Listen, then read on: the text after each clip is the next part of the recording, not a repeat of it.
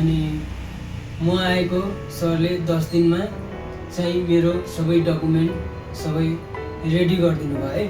Ready गरिदिनु भयो। मलाई खानादेखि लाएर मलाई बस्नदेखि लाएर मलाई मेन समस्या भनेको त्यही थियो। पोल्ट्रीमा पैसा थिएन, केही पनि थिएन। यहाँ आएँ, म यहाँ आइसके पछाडि यस्तो त लगभग कोही जन्मेको पनि छैन होला कि सर। तपाईँलाई त्यो पनि तपाईँले भन्नुभयो, म फेरि पछाडि फर्किन्छु। तपाईँ यो 13-14 दिनको बसाइमा यो नेपाल हेल्पलाइन्समा तपाईँले कतिजना दिनमा मान्छेहरू, तपाईँ जस्तै मान्छेहरू भनौँ अथवा विभिन्न दुःख परेका मान्छेहरू कति जति आउँदा रहेछन् यहाँ? मैले चाहिँ के भन्न चाहन्छु भने हाम्रो जतिजना नेपाली दिदीबहिनीहरू दाजुभाइहरू जतिजना फस्नु भएको छ नि मालदिभ्समा, मैले यहाँ मेरो 14 दिनको बसाइमा चाहिँ मैले यहाँ लगभग एक दिनमा 100 जना मान्छे देखेँ सर है। 100 जना यहाँ आउँदो रहेछ। सरको कहाँसम्मको पावर रहेछ भन्ने पनि मलाई थाहा भइसक्यो। अनि सरले चाहिँ धेरै मलाई चाहिँ अरूलाई भन्दाखेरि नि अरूलाई त मलाई त्यस्तो थाहा भएन। मलाई चाहिँ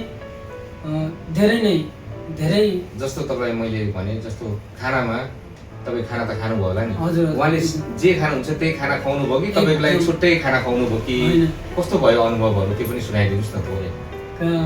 यहाँ आएबाट त मलाई कस्तो आफ्नै घर जस्तो लाग्यो अनि आफ्नै बुवा जस्तो लाग्यो।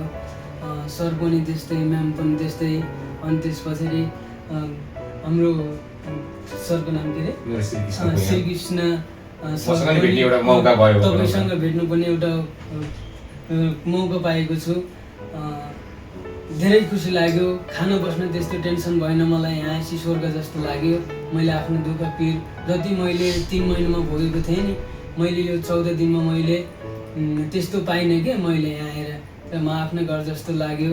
खानपिनको त कुरै नगरौँ। मैले सरले चाहिँ जे खानुभयो मलाई, आफूले जे खानुहुन्छ मलाई त्यही दिनुभयो। त्यस्तो तपाईँलाई मात्र होइन सबैलाई नै एउटा बराबरी हो। त्यसमा म पनि पर्छु होइन, म पनि त्यही खाने हो। तपाईँ हामी एउटै हो सर हामी।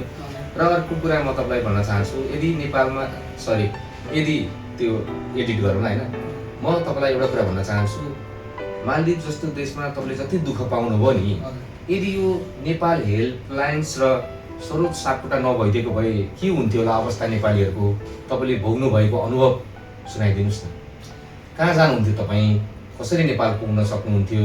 तपाईँ भोलि त जाँदै हुनुहुन्छ। एकचोटि कल्पना गर्नुहोस् त, एकचोटि के थियो होला तपाईँको मनमा लागेको कुरा है? मैले कसम मैले यति हृदयदेखि नै भन्छु कि यो मालदिभ्समा चाहिँ यस्तो हाम्रो मालदिभ्समा एम्बेसी, नेपाल एम्बेसी नभए पनि एम्बेसीको रूपमा बसेर यत्रो नेपाली 3 करोड नेपाली जनतालाई चाहिँ सरले हेल्प गर्नुभएको छ। यहाँ 3 करोड नेपाली पनि होला क्या, आयो होला, कति आयो होला गयो होला है। अहिलेसम्म चाहिँ यहाँबाट चाहिँ 24-25 जना गइसक्नु भएको रहेछ। अब उहाँहरूलाई पनि कति दुःख भयो होला।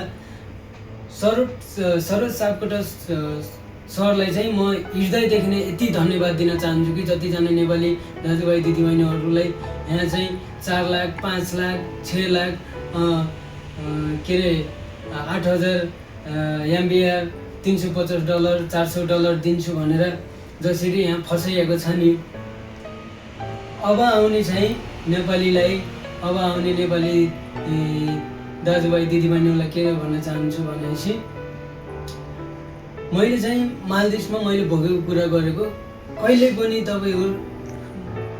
तपाईँ सामु चाहिँ यो मेरो भिडियो आउँछ भनेपछि हेर्नुहुन्छ भनेपछि यो तपाईँलाई मैले भोगेको कुरा भनेको। कहिले पनि तपाईँले मालदिभ्समा आएर दुःख परेको छ भनेपछि, साह्रै दुःख परेको छ भनेपछि, अथवा तपाईँहरूसँग पासपोर्ट छैन, केही छैन, तपाईँहरूसँग केही पनि छैन, केही डकुमेन्ट छैन भने पनि सरले सबै बनाएर पठाउनुहुन्छ। लक्ष्मणजी, अब हामी लगभग कार्यक्रमको अन्तिममा आउन लागिसकेका छौँ। मालदिभ्समा यदि नेपाल हेल्पलाइन्स र सरोज सापकोटा नभएको भए, किनभने तपाईँले देखिरहनु भएको छ दिनमा कतिजना आउने फ्लो देख्नुहुन्छ, तपाईँले नहुनु भएको भए कस्तो अवस्था हुन्थ्यो होला मालदिभ्समा नेपालीहरूको? सरलाई सर सापकोटा सर यहाँ नआउने भन्छ सर साँच्चै भन्दा हप्ताको चाहिँ हप्तामा 15 दिनमा चाहिँ 2-3जना सुइसाइड गर्छन् होला सर।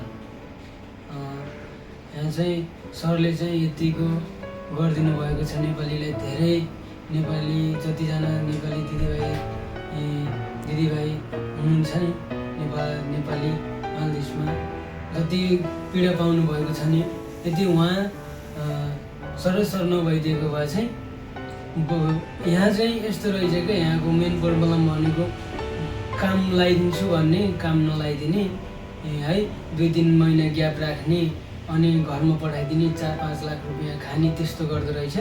अनि यहाँ मैले 3 महिना पनि मैले भोगिसकेँ। म आफैले भोग्दाखेरि पनि मैले धेरै नेपाली दिदीबहिनीहरूलाई दाजुभाइहरूलाई पनि देखेँ है।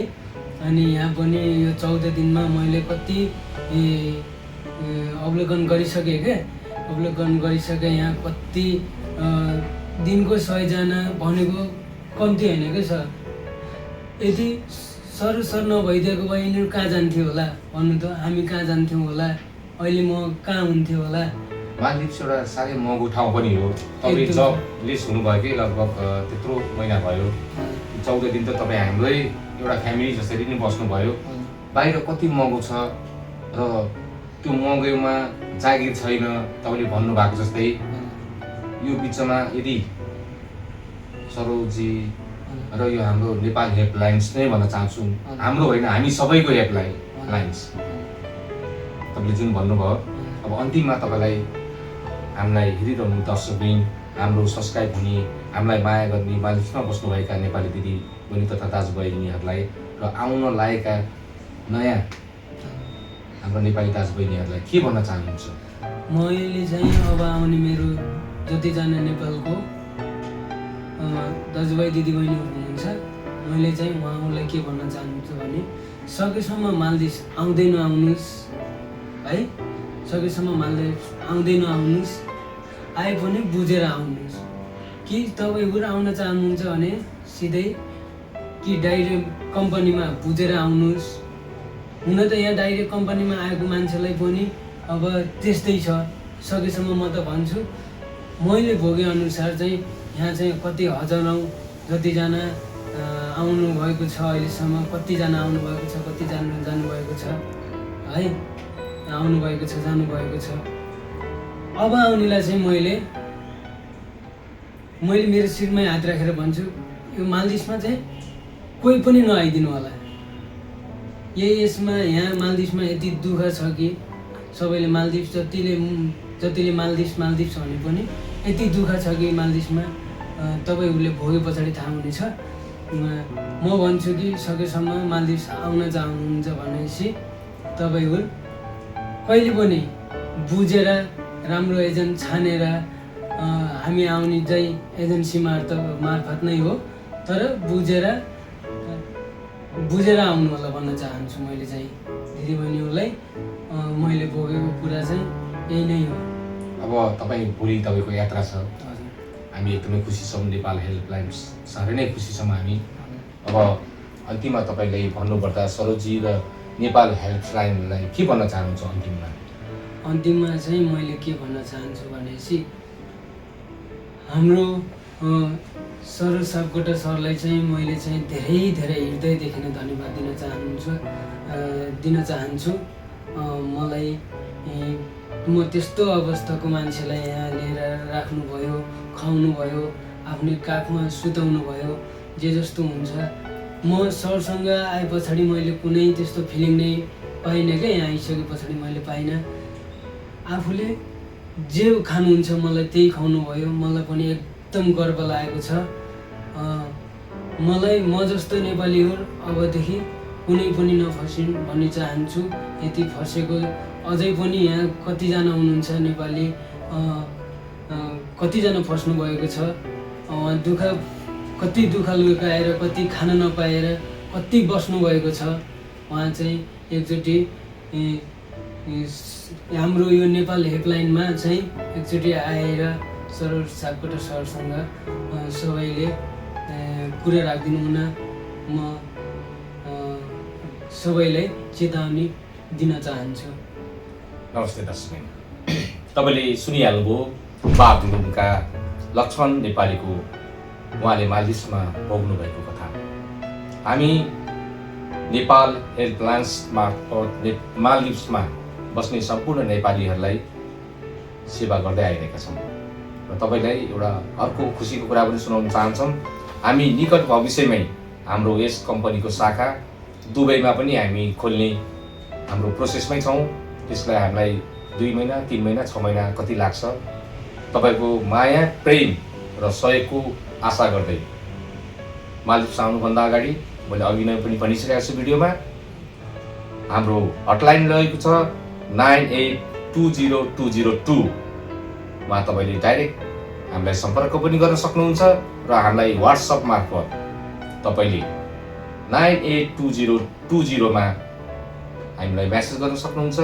र यो भिडियो बनाउनुको हाम्रो उद्देश्य भनेको नेपाली जो माल्दिभ्स आउन चाहनुहुन्छ, डलर सुनेर आउन चाहनुहुन्छ, काम गर्न चाहनुहुन्छ, आफ्नो फ्यामिलीको भविष्य बनाउन आउन चाहनुहुन्छ, बुझेर आउनुहोला, अध्ययन गरेर आउनुहोला र यो भिडियो सम्पूर्ण नेपालीमा पुर्याइदिनु होला, ताकि जो माल्दिभ्स आउन चाहनुहुन्छ उहाँहरूको मोबाइलमा हातमा पुग्न सफल होस्। र हाम्रो यस च्यानललाई फलो, सब्सक्राइब र कमेन्ट गर्न नभुल्नुहोला भन्दै आजलाई म श्रीकृष्ण पुयाल, मेरो भाइ भोलि जुन नेपाल जाँदै हुनुहुन्छ उहाँलाई हामी शुभयात्रा दिन पनि चाहन्छौँ। नेपाल गएर हरेस कहिले नखानु होला, असफलता नै सफलताको सिडी हो भन्ने सम्झाउनु होला, गलत निर्णय कहिले पनि नलिनु होला, घरमा जानु होला। तपाईँको यात्रा शुभ रहोस्। नेपाल हेल्पलाइन्सको तर्फबाट, सरोज सपकटज्यूको तर्फबाट, हाम्रो सम्पूर्ण टिमको तर्फबाट म तपाईँलाई शुभयात्रा भन्न चाहन्छु। हस्त दर्शक, अहिलेलाई बिदा दिनुहोस्। अर्को भिडियो छिट्टै चाँडै नै हामी लिएर आउनेछौँ। धन्यवाद।